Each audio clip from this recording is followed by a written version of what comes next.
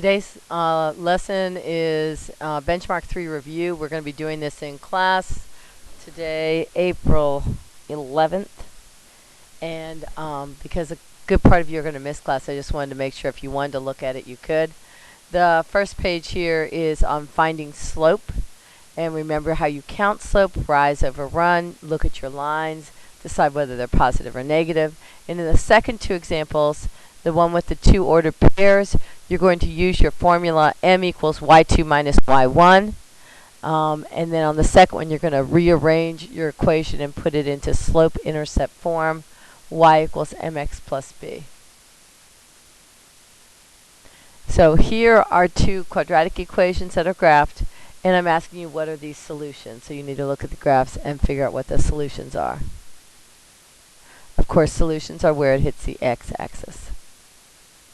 When you solve a systems of equations, you can, if they're in the y equals form, you can put them both on the graphing calculator.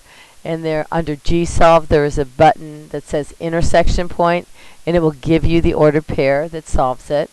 And the second two scenarios, they're in standard form, and you can use elimination or substitution to solve for those. Elimination probably works better on these particular examples.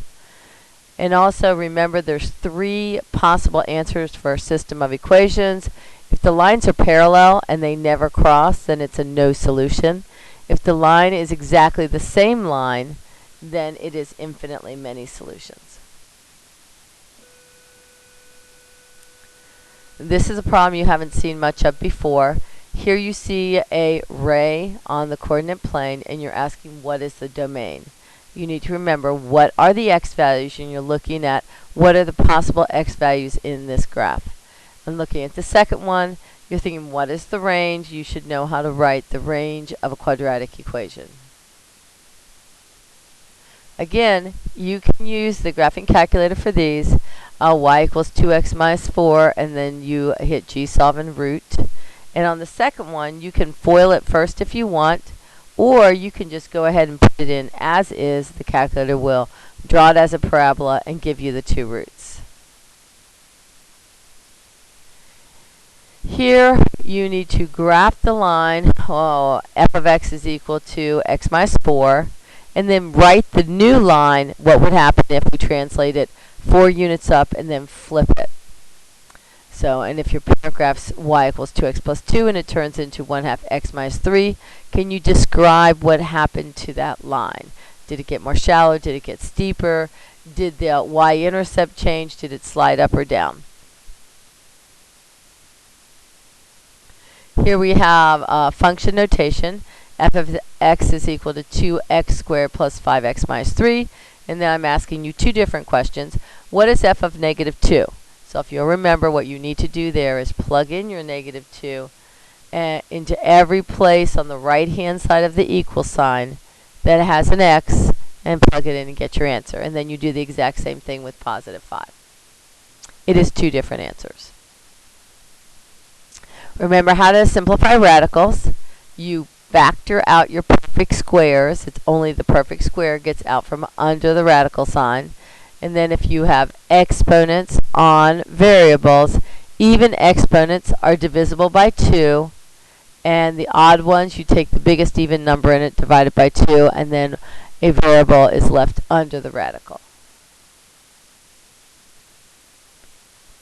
So here, you're just solving equations. Remember to get all your variables on one side, all your numbers to the other. Remember the characteristics of a direct variation. It always has to go through the origin, and it has a regular